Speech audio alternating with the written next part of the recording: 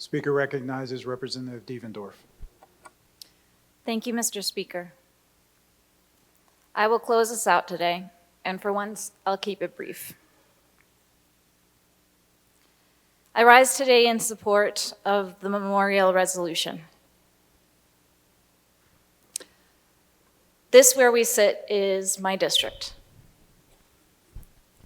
And as the representatives from the Capitol Caucus have stated, this community is very intertwined. But so are all of our communities. This nation is interwoven. We're not just hurting because of earlier this week, we're hurting because this has built up. This is a crisis that has grown.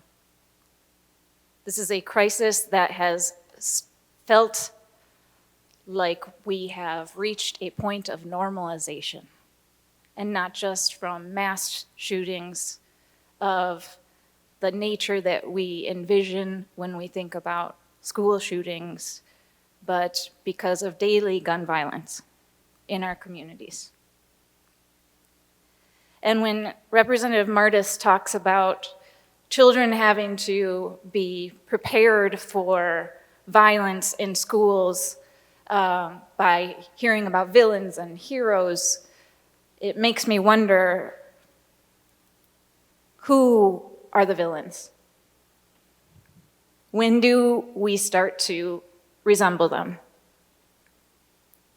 Is it when we are lacking in action? Is it when we continue to ignore what's happening or the facts? When do we become complicit? When do we add to the perpetuation of violence? When what we're doing is just preparing and rehearsing our children and our students and the folks in our communities to be ready for violence to happen, as if that is the way life just is, instead of preparing people to thrive and preventing us from harming each other. Because it can be different, and none of this is inevitable. We do have an opportunity to shift the way we treat each other. We do have an opportunity to protect each other. We have an opportunity to change the game. Who are the villains? We don't want to resemble them. We know what right looks like. We know what safe looks like because we yearn for it. That is the world that we are building. And the people that we serve can handle the nuance and complexity that will require, because that is their lives. And when we refuse to give that to them in the form of solutions, it isn't because they can't handle it, it's because we aren't willing to talk about it. And then we look like we don't get it. The people we serve know that we need to address gun violence, and that we need to address mental health, and that we need to address services, and.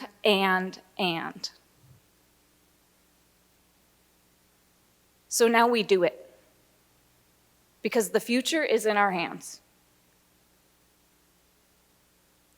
So we absolutely should think of each other and pray for each other and care for each other, and in the same space, on the same day, in the same hour, protect each other, prevent violence, stop violence, put resources in place so that we are ensuring that we are supporting each other. All of these things can exist in the same space, because none of this is normal. And safety is a bare minimum in our schools, in our streets, and that means taking care of our students before they have to be sacrificed as examples for our learning. No more hard lessons. Definitely not at the expense of our friends, neighbors, and children. No more hard lessons.